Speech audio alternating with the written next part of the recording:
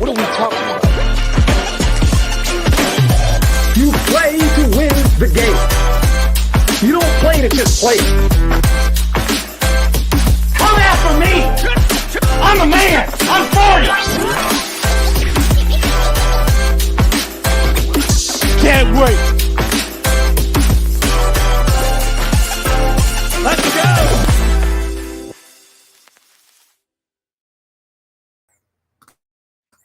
Good morning and welcome to Coffee and Sports. It's the morning show here on Sports Empire Network. However it is that you are joining us this morning, whether you are live on Facebook, you are live on YouTube, or you are following us over on Roku TV on Northeast Streaming Sports. It is great to have you here with us this morning. It is great to have you here as part of the morning show. I am Chris, and that is Mo. Mo, how are you this morning?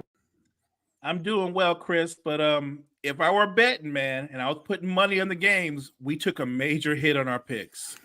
Oh, it was a rough weekend here for the morning crew.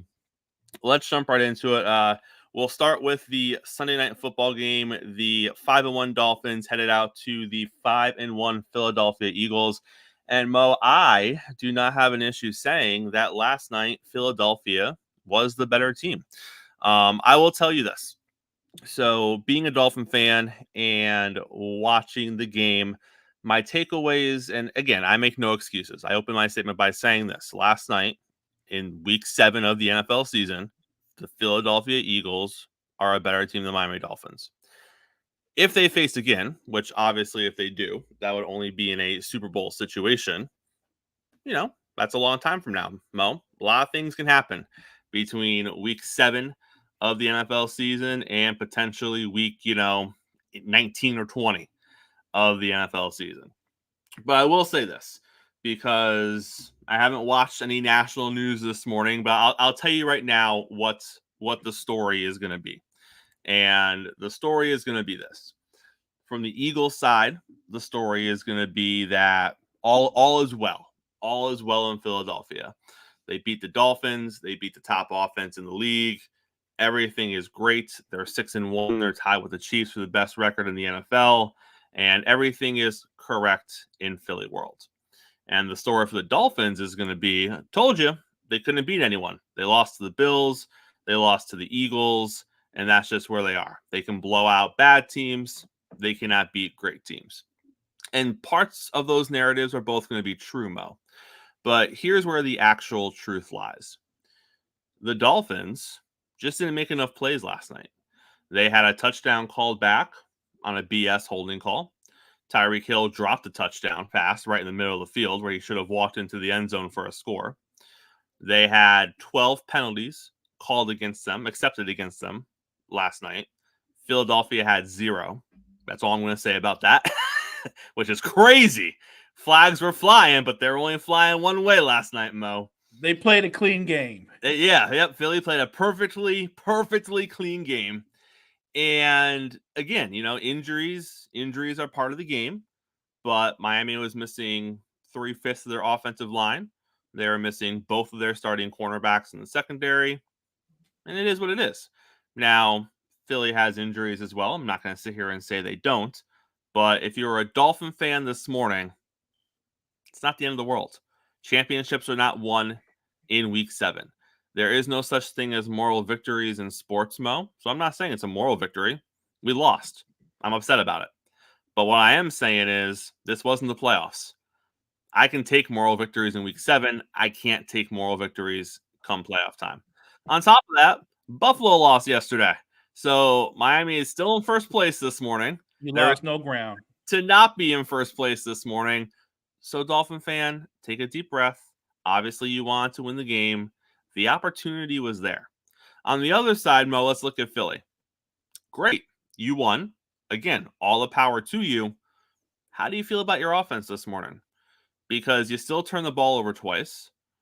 Aside from the heroics on the one play, which was a great play, by the way. That play where Hurts was pushed out to the pocket to the right. Yeah. And he threw the absolute rope down the field there to Brown. That was a great play. Hurts making the on-schedule plays. He does it well, and he does it consistently. But again, if you're looking at the Philadelphia Eagles offense as a whole, and if you're a Philadelphia Eagles fan, and you wake up this morning and you're saying to yourself, we are 14 points better than the Miami Dolphins, then you know what? Good for you, because nothing I say is going to change your mind. If you wake up this morning and you say to yourself, it feels good to win that game, there was definitely some home cooking going on, which happens sometimes when you're home, right? And if you wake up this morning and you say, you know what? If we were to face Miami again in the Super Bowl, not in Philadelphia, it might be a different result. If that's you this morning, then congratulations. You are a knowledgeable Philadelphia Eagles fan. Because, well, first of all, and I guess this is where I really want to give Philly credit, Mo. Their run defense is stout. Miami couldn't run the damn football for their lives in the first half of that football game. They did it a little bit in the second half, but in the first half, man, oh man, I don't even know his goddamn name, but they had one linebacker who was basically in the backfield with our running back the first 4 times we tried to run the damn football. So that run defense is no joke. Props to the beat up Miami line. Tua was sacked 4 times. I discredit the last 2 because at that point the game was over. But through the flow of the game, you know, the line did Reddick was his name. Thank you, Key. The line did a decent job of protecting Tua, so I was happy with that, especially with how beat up the line was. But Philly's defense is a legitimate defense, and I know they were missing their safety. So I'm not saying that, you know, Philly was 100% healthy, but it's just one of those things where when I wake up this morning, Mo, as a Dolphin fan, you know, I'm annoyed that I lost because I want to win every game, but I don't look at it the same way I look at the Buffalo loss. I look at because for whatever reason, Miami can't win in Buffalo. It doesn't matter what happens. Miami doesn't win games in Buffalo. So I look at the Eagles loss saying, you know what? They can beat Philly. I fully confident they have the ability to beat Philly.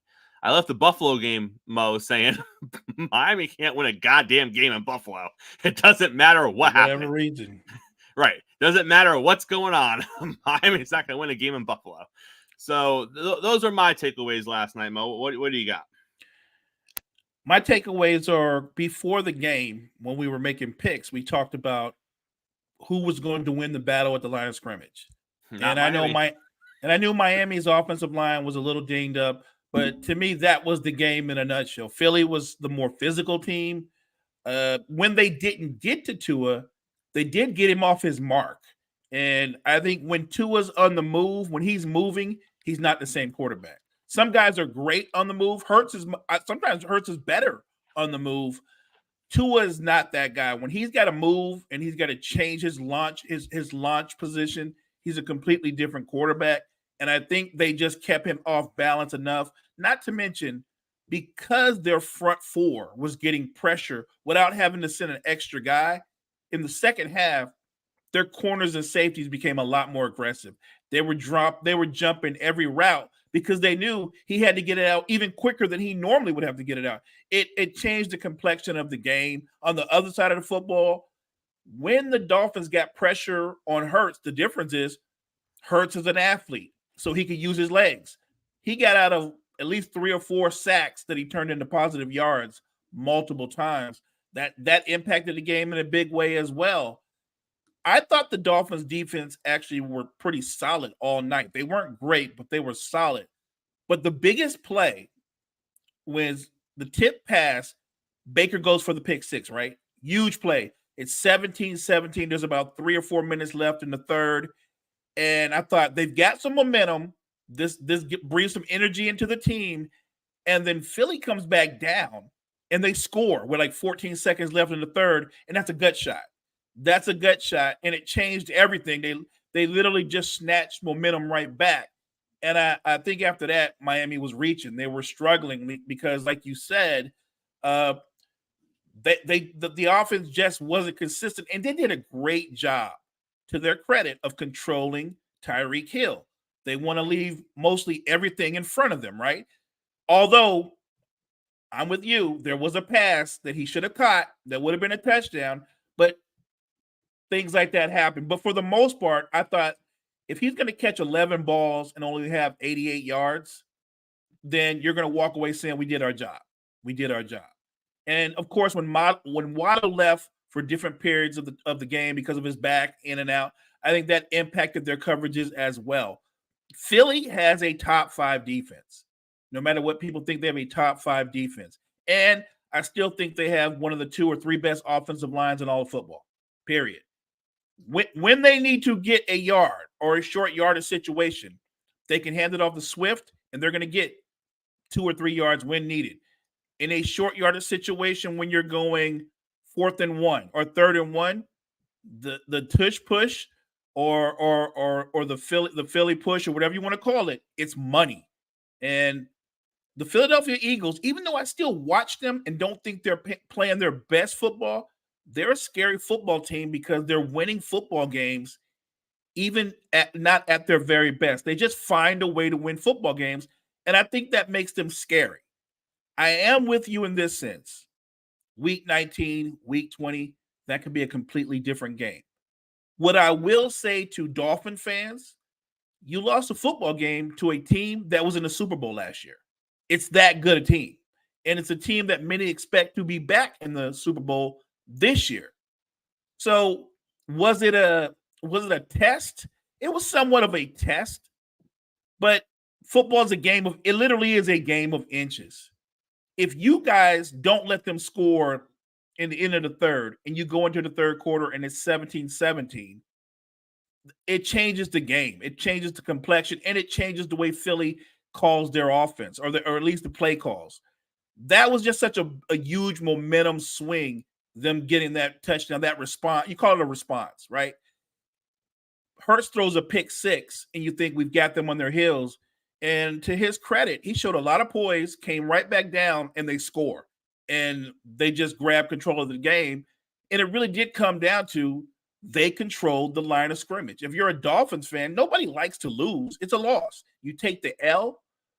But in many ways, could Miami play with Philly? If you're 17-17 with Philly late into a third quarter, obviously you can play with them. Can you be as physical as them? That's another question. Mo, for me, the biggest moment of the game came actually after Philly took the 24-17 lead, because Miami went back and they pushed the ball right back down the field. And then 2 receivers, and this was the 3rd or 4th time this happened in the game. And I didn't see Mike McDaniel's post comments after the game, and I don't know if he was asked or if he addressed this, but for whatever reason, there were 3 or 4 moments in the game where Dolphin receivers essentially ran the same routes. And you found 2 Dolphins essentially in the same area as each other. And the first couple times it happened didn't really impact anything. The last time it happened, you had Waddle and Mostert basically in the same spot. And what happened was, even though Mostert was open, Waddle's guy came off of him, undercut the ball, and picked it off.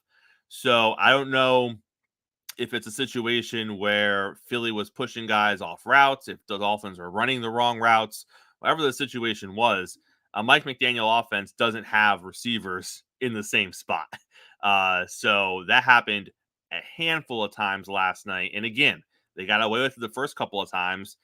Tua made a great pass on one of them into double coverage that wasn't even supposed to be double coverage, because again, there was 2 receivers that were not supposed to be next to each other. But that was huge as well. But I digress, Mo. We move on. We live to play another game. It's crazy in it. It's crazy in the NFL. Come on, man. It's a crazy week. If you would have told me that the Ravens were going to destroy Detroit, I would have been like, no way. It'll be a great game, and they could win it. But just own them the way they did. Like, I watched that football game. And I'm not off the Lions wagon. I think they're still a good football game. I'm not off Jared Goff, giving him credit for the quarterback I think he is. But to simplify that game, the Ravens, they kind of beat up Detroit. They punked them. They were more fit. They just did whatever they wanted with them. And to me, I've seen Lamar Jackson throw for 200 yards, get over 150 yards rushing in the same game. I thought yesterday was the best football game I've ever seen him play in terms of being a quarterback, in terms of what he did in the pocket, in his reads, and how certain he was with his reads, and how quick he got the ball out. I've never seen him throw that well, that accurate, and spread the ball the way he did to like 9 receivers. I thought Lamar was as good as he could ever be in the at playing the quarterback position. If you're going to show me that Lamar Jackson week in and week out, then the Ravens are one of the scariest teams in the AFC. No question. And Mo, one more thing I want to touch about in the post-game comments from last night's game. Head coach of the Philadelphia Eagles, Nick Sirianni, he did touch on the tush push. It was used multiple times throughout the game. The Sunday Night Football crew, really did their best to break down the inner workings of the tush push. And in the post-game comments last night, Nick Sirianni basically addressed the play directly in relation to the NFL and the league, and basically asked the league not to ban it. Basically came out last night and said that there is no need to question whether or not the play should be allowed in the league, and he hopes that the league will just let the play stand. And Mo, unfortunately for Nick Sirianni and the Eagles, the NFL is a copycat league. And as great as the Eagles are at the play, the same cannot be said for the other 31 teams in the NFL, many of which are trying to do the same thing, and many of which are resulting in players being injured on both sides of the ball. We saw a Raiders player injured this weekend on the defensive side of the tush-push play. And while if you are an Eagles fan, if you are Nick Sirianni, I 100% understand your point. You are phenomenal at this. It is almost a guaranteed 1 to 2. At one point last night, they got 3 yards off of this play. It's almost guaranteed money every single time. I get why you don't want it to go anywhere. You almost bat 1,000 with it, and nobody has shown they can stop it consistently. It's not worked a couple of times for them, but it's not because someone actually schemed up a way to stop it. It just wasn't executed properly on your side the couple of times that it didn't work. They're the best by far. By far. So I understand why the Eagles have no interest in this play being removed. But Mo, I would have to imagine it's going to be banned in the NFL this offseason for safety purposes. And I agree. I 100% agree if the NFL takes that stance, because in my opinion, there shouldn't be a play like, and I know that Jalen Hurts hasn't gotten hurt as a result of it, but if you ask me, you're playing with fire, right? You're literally saying we're going to take our starting quarterback and we are going to multiple times a game in these short run situations.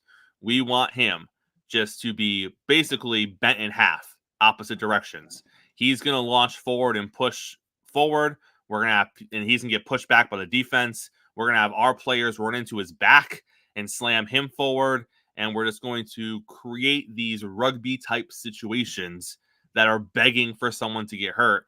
And you can say I'm being hyperbolic and you can say that I'm being ridiculous, but I'm not. People are getting hurt. There have already been 8 injuries in the NFL this season, not in Philly. Again, Philly does this really well. This is not a Philadelphia Eagles situation.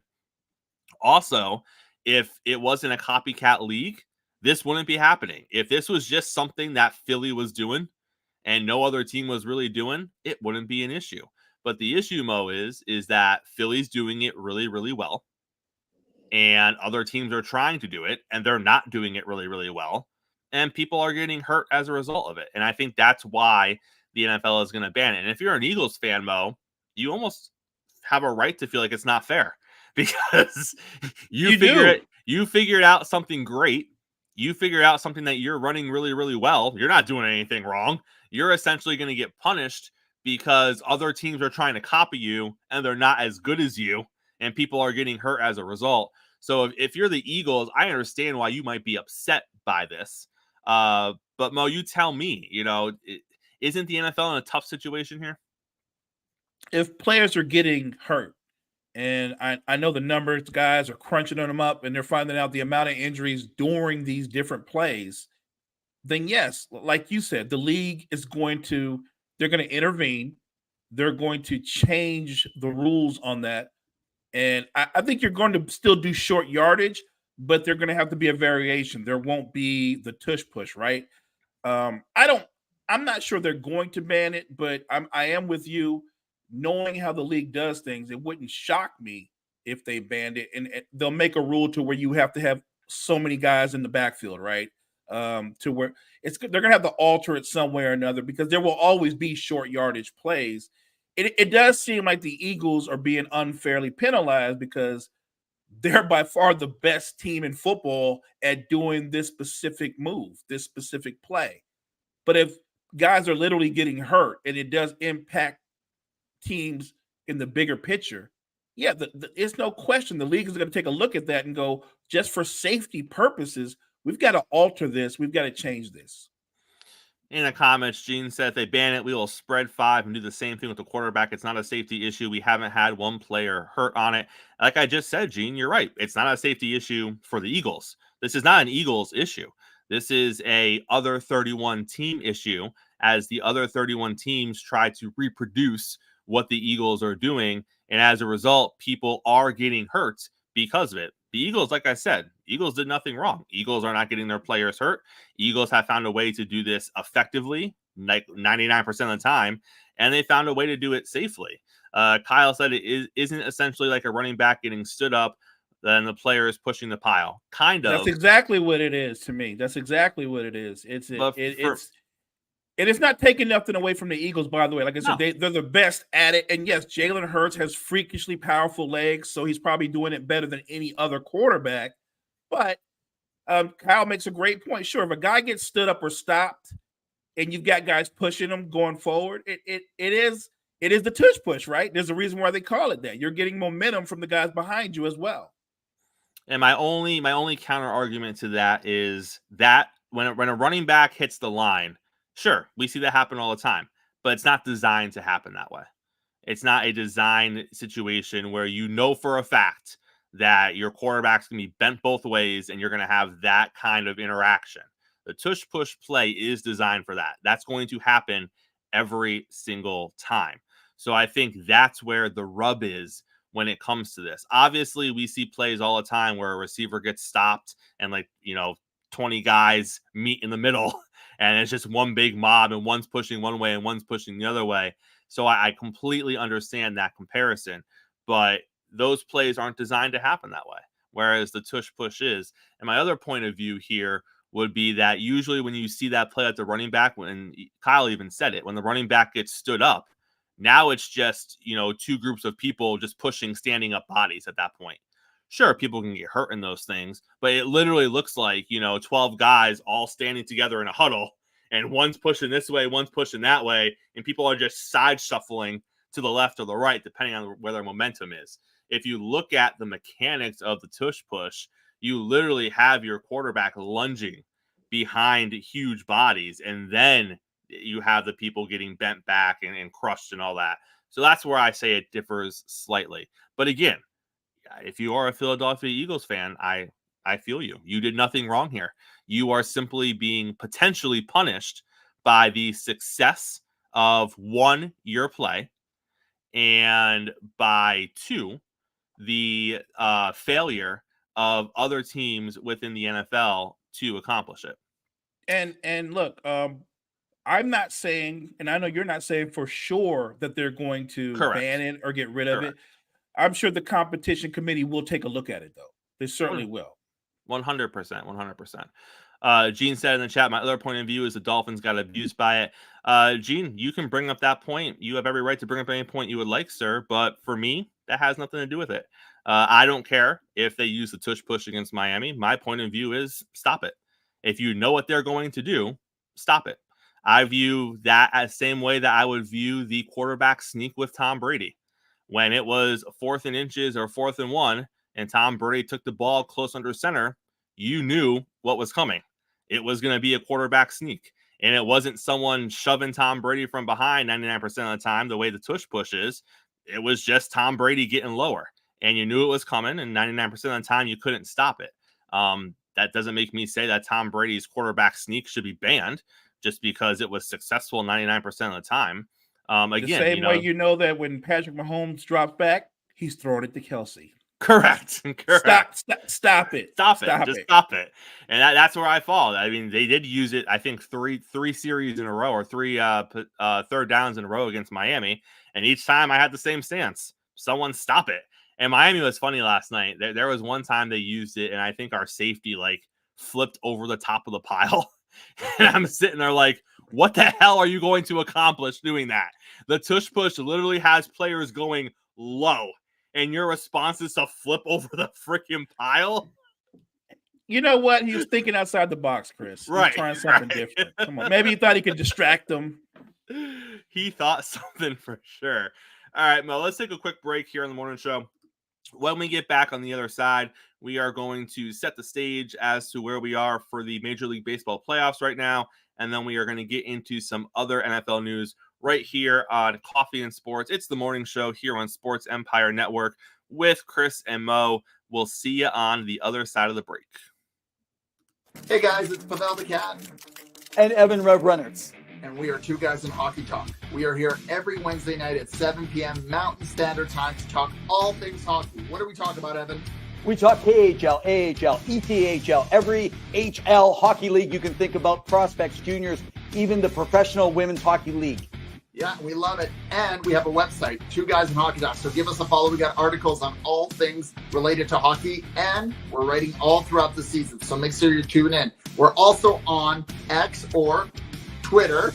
You can find me at hockey_2, and you can follow me at RevanEv. Or you can also go to twoguyesandhockeytalk.com to follow everything. We love hearing from you guys, so make sure you tune in, comment, like, give us a follow on our Facebook and YouTube page. We love hearing from you guys, and it's a blast talking all things hockey, right, Evan?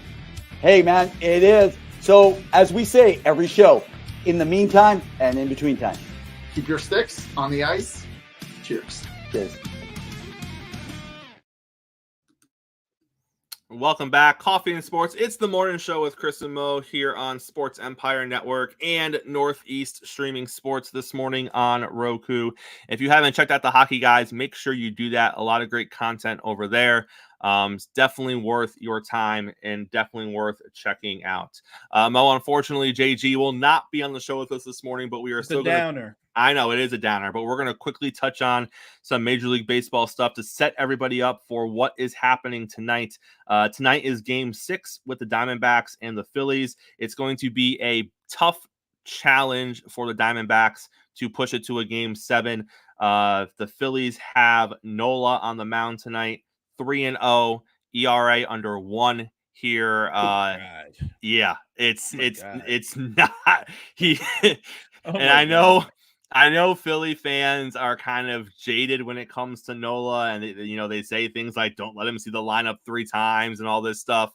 The man's pitched lights out so far in the playoffs. This is definitely the guy you want on the mound in a game-clinching situation, which is what tonight is for the Phillies. Arizona better get to him early, otherwise it's going to be a long night, and it could be Philly wrapping things up and punching their ticket to the World Series. Then over on the AL side, we have a Game 7, Mo. Who doesn't love a Game 7? After going up 2-0 and kind of letting things slip away and falling down by a game, the Rangers battle back to force the Game 7 tonight. Scherzer is on the mound for the Rangers, 0-1 with his 11.25 ERA in the playoffs. Hopefully, he can have a classic Scherzer game tonight. If he does, it could result in the Rangers punching their way into the World Series. If not, the Astros are going back, Mo. Isn't that all the Astros do? They just find a way to get to the world. I thought this year was not that for sure the Rangers had their number, and here we are in a Game 7.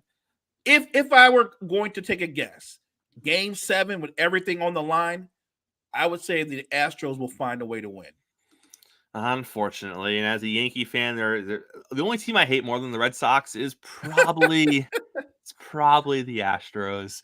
NFL news: nothing in the NFL happens quietly, Mo, but apparently quietly, the New England Patriots have not only re-signed Bill Belichick to a contract extension, they have apparently re-signed him to a lucrative contract extension, resulting in him being the Patriots head coach for not only the time going forward, but the foreseeable future. We don't really know the terms of what that contract extension was, but from the rumors and the reports coming out, Bill Belichick is the Patriots coach, and it's going to be that way for the time being. Mo, what are your thoughts on, one, the deal getting done, and two, it basically being a secret deal? The deal getting done surprises me a little bit. When you look at where they've been the last 3 seasons, this isn't to in any way bring down the greatness of Bill Belichick as a coach, but time waits for no man, and at some point your run is over. And look, to the Patriots' credit and Robert Kraft's credit, they believe in him going forward to be their head coach. And look, we're talking about one of the greatest coaches of all time. So can he find a way to get this team back on the right track? No question. What my hesitation would be is you're giving him a lucrative deal, or is he coming back as the general manager and the head coach, or just the head coach? Because I think you definitely need another general manager. You need a better evaluator of talent. And at this point, Bill Belichick's not that guy. But I don't doubt that he can still be a great coach. So I'm just wondering, is it going to be he's still going to be wearing dual hats, head coach, general manager, because that's going to be interesting going forward for the Patriots. Not to mention, like Nick Saban, he is getting up there in age. So I'm wondering, is there a succession plan? Do you bring in a guy to be an assistant, but you're really bringing him in to be the next guy for 3 or 4 years down the road? File it away in the, okay, this just makes sense. Surprised the NFL had to make a rule about it category. The NFL came out this weekend, Mo, and said, we are not going to allow any more pregame fights.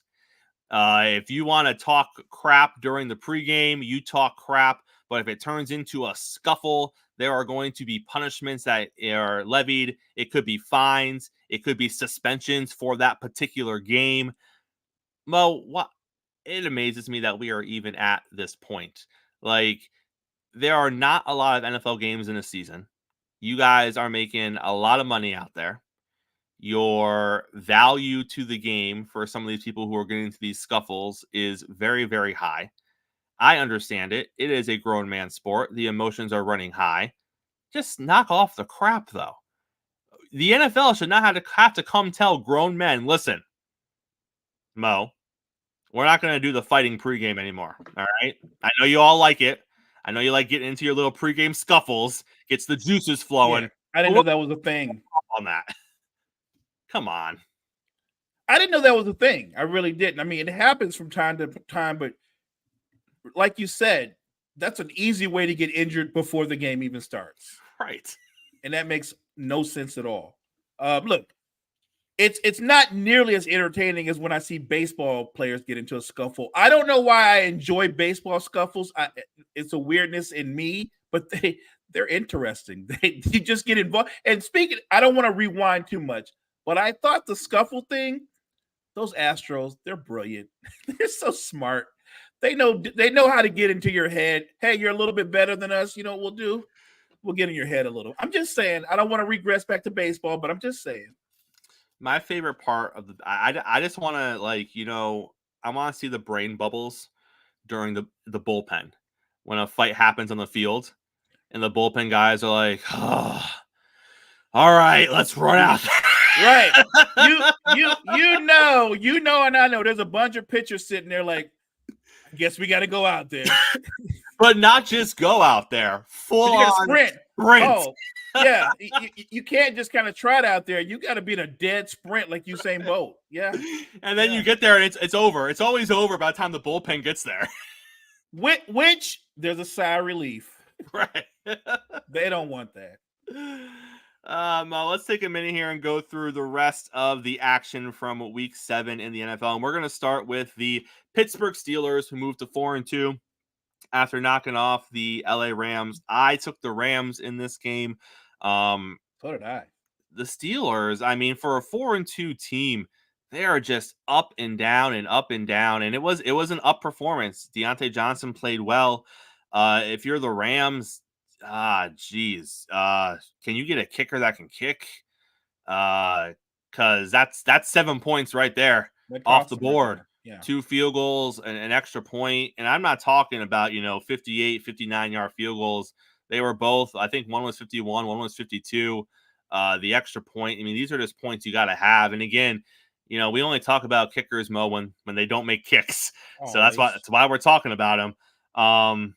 But yeah, like another performance by the Steelers where you're just kind of like, what are they? Because I wouldn't be surprised if the Steelers lose by 2 touchdowns next week at this point. They're 4-2, but when you watch them, they look like they should be 2-4. They've been outgained by every opponent in every game. Like they're you don't know how they're doing it. And then I heard someone say last night on a broadcast, they're Mike Tomlin their way into wins. And maybe that's what it is. He is a terrific coach, a great motivator, because they've got to have one of the worst, if not the worst, offense in all of football. I don't know how they have a very good defense, terrible offense, and they find a way. The fact that they're 4-2 with what they can't do offensively is impressive. It is. It really is. Now, we can say we don't know what they are. They're better than what they should be record-wise. Now, if you're asking me going forward, do I still think the Steelers are a AFC championship contender? They are not. They might very well find a way to make the playoffs, but they're not a championship contender. Not with that offense. No way. The Seattle Seahawks knock off the Arizona Cardinals. Seattle moves to 4-2. The Cardinals drop to 1-6. Seattle didn't want to win this game, Mo. They turned the ball over 3 times. The Cardinals scored 3 points off of those 3 turnovers. This was not a pretty game if you were the Seattle Seahawks.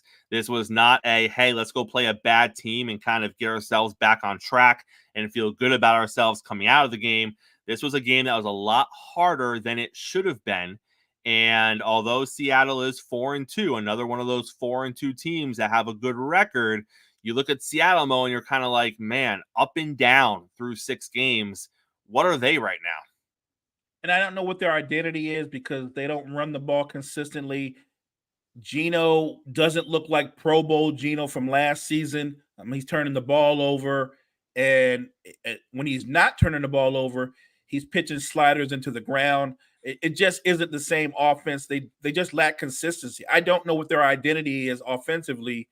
And for them to be 4-2, again, much like the Steelers, if you're a Seattle Seahawks fan, you have to be happy for the record, but you're still got to be wondering going forward, what is our identity?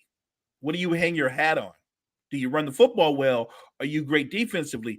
They don't run the football consistently, and their defense is kind of up and down. So I don't know what they are.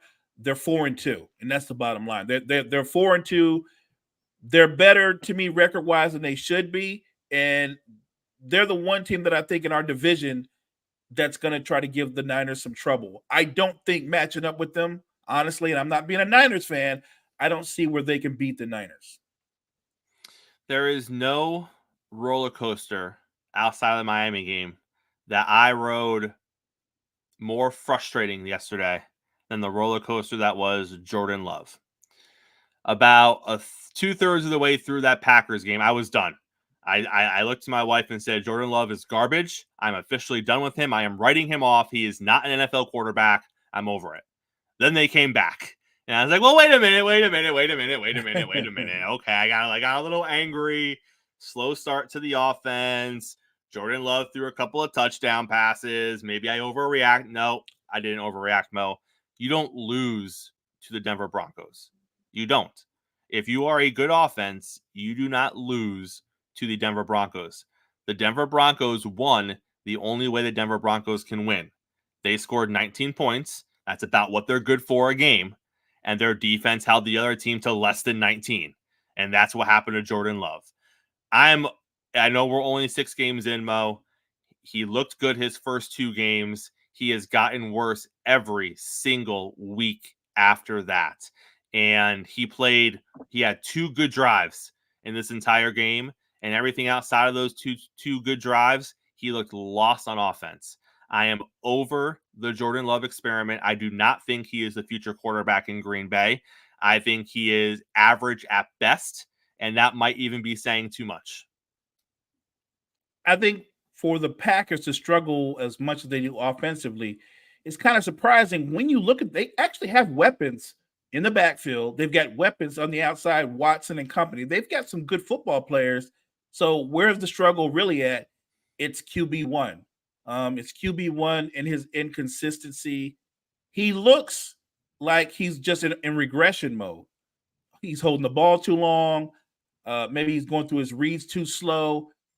There's just a lot of indecisiveness when you watch Jordan Love play. Those 2 drives that you said, those touchdown drives, yeah, they got people excited. And then the rest of the game happened, and you lost to the Broncos. Like you said, that defense, you're supposed to drop 30 on them. Everybody else does. And you found a way to make that defense look very competent and very good. And on the Broncos side of the football, again, playing the same offense, the same style, dink and dunk. Russell Wilson, I think he was like 21 for 28, which isn't bad. But when you don't even throw for 200 yards, you're not even throwing intermediate routes. It's 6 yards. It's 4 yards.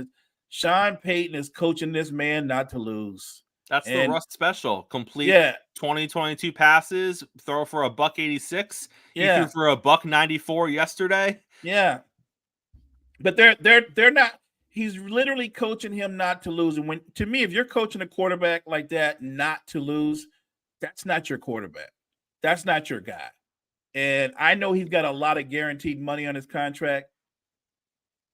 There's no way, barring some incredible run that could happen this season, there's no way Russell Wilson will be the Denver Broncos quarterback next year.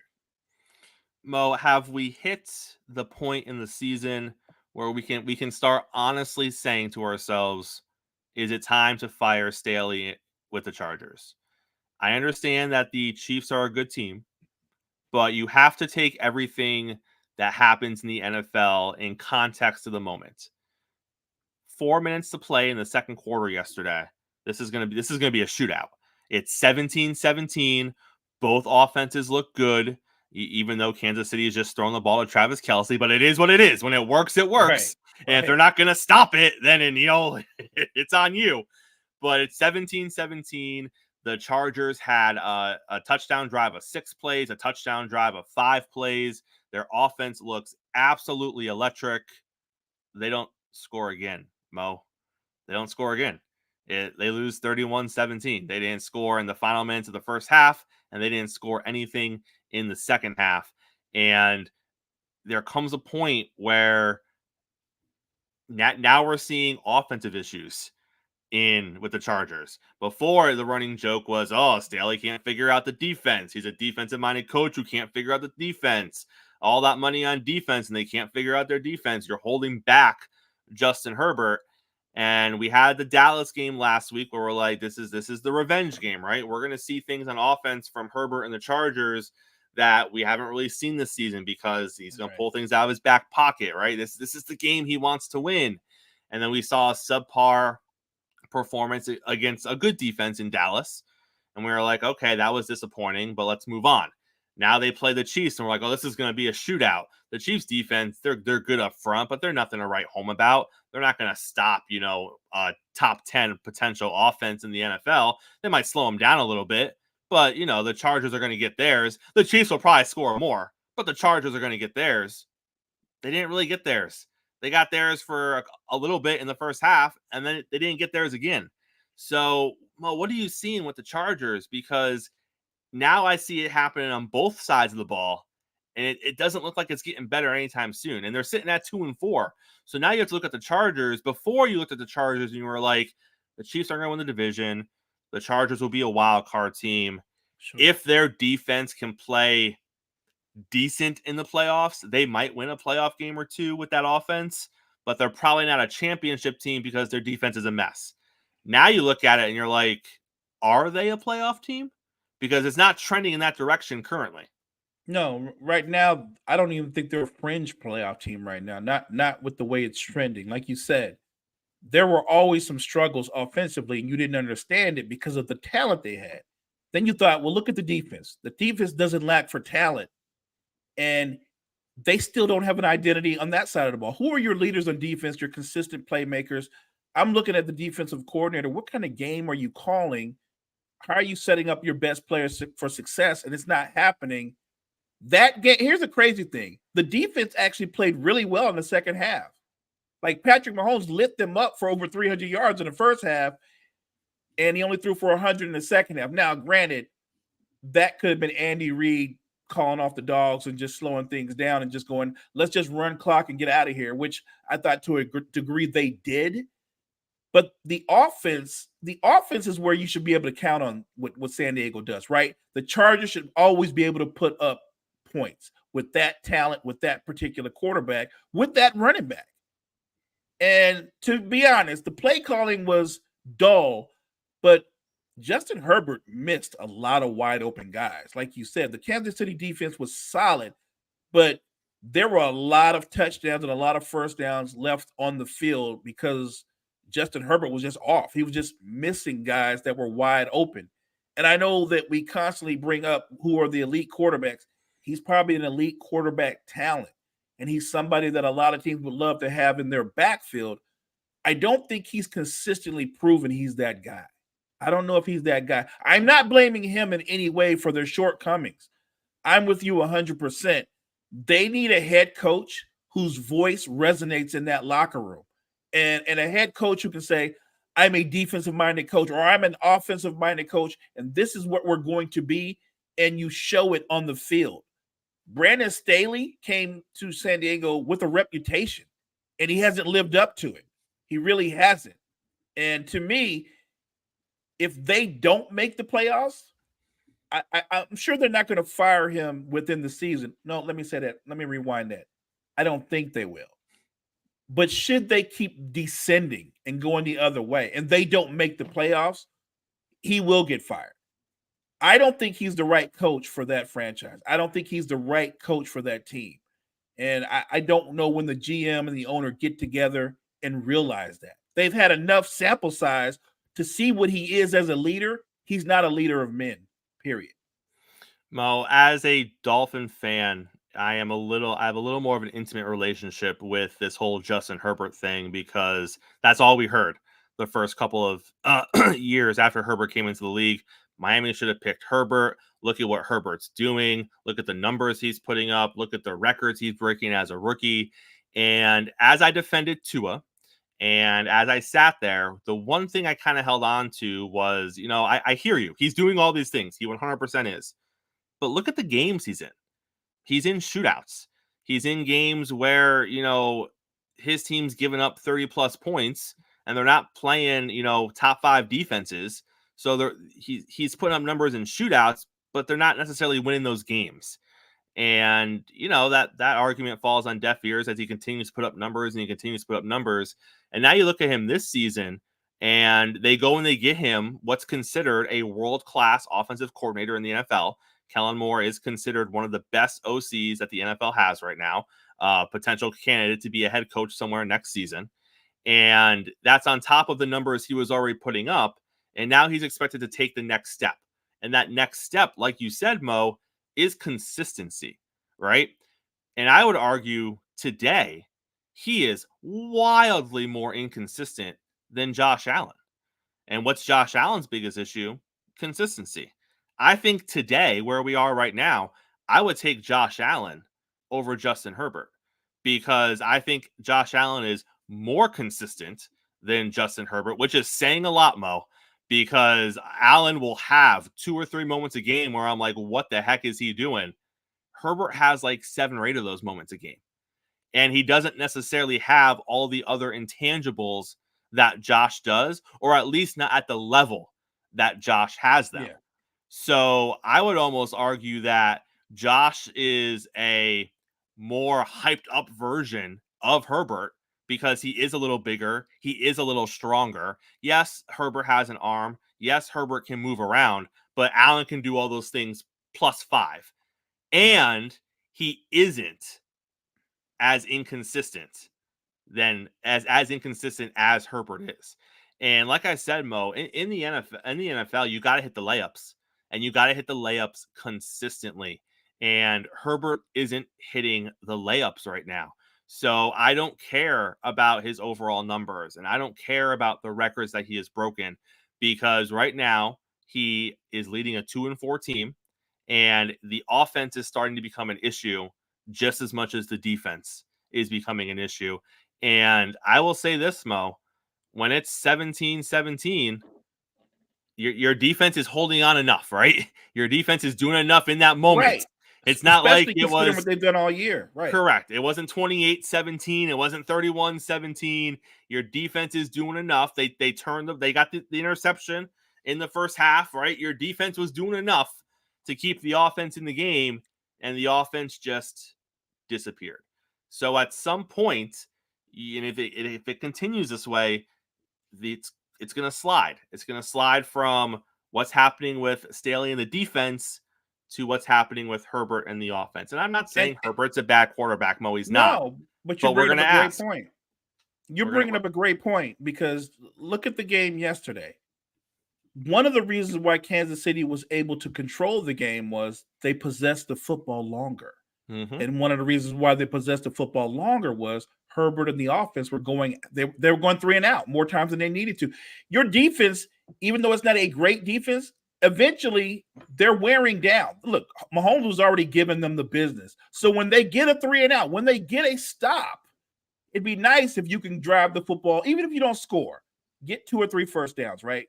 Just give them a break. And I think there's an inconsistency in their offense. You've got a top, what is Eckler, top 5 running back, maybe top 5, top 6 running back? Right. Well, use him, not just in a screen game, but hand the football off. Sometimes you run the football to just change up what the defense does, right? You run the football sometimes to just alleviate the pass rush. You run the football to give your quarterback and the other guys a break sometimes, just to make the defense honest. And I didn't understand at times their willingness to just give up on their run game.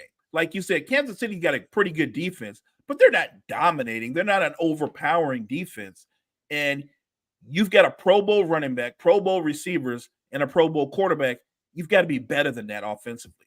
And I don't think it's on Kellen Moore. I think it's the execution, and that starts with Justin Herbert. Mo, tonight we got Monday Night Football. It's your San Francisco 49ers and the Minnesota Vikings. I don't think Minnesota has a chance here.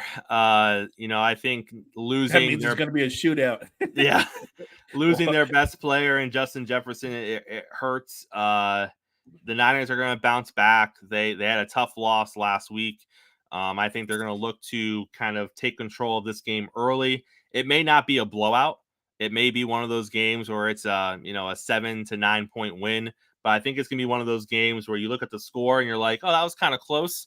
But then you're like, but it never felt that close. It never really felt like the Vikings were in this game to win this game. It just felt like it was closer than it should be. I'm taking the Niners tonight. I'm assuming you're going there too. I'm taking the Niners. I think that you're correct in the kind of game that'll unfold. On paper, they should just be able to run over the Vikings, but I think that this is going to be one of those games where the Vikings show a lot more resistance, and so it'll be competitive. I think the Niners will pull away late. And like I said, I expect them to win the football game. I think that Josh Purdy and company will bounce back. Even if they don't have all their weapons, I think they have enough to win this football game. Shout out to everyone who was in the chat this morning. Kyle was in there. Gene was in there. Coach was in there. Key was in there. We appreciate seeing all of you in the chat here on the morning show. Mo, close us out, sir. Hey, thanks for everybody for checking us out. Thanks for watching the show. Smash that like button. Share this. You can watch it later. Your friends can watch it later. check out all the great content that we bring to you on Sports Empire Network. Make sure you check out the Empire. We'll be back here, same time, same place tomorrow morning with the fallout from Monday Night Football. Make sure you're here with us. Coffee and Sports. It's the morning show here on Sports Empire Network with Chris and Mo, and we will see you here tomorrow. I mean, you can see right now, without LeBron, Lakers are struggling.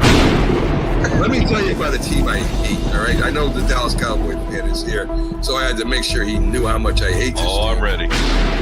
I've often said that the people who run baseball, they try very hard to ruin it. I'm from Brooklyn. I don't have a problem saying it to his face. Oh, I'm from Brooklyn. Hey, is any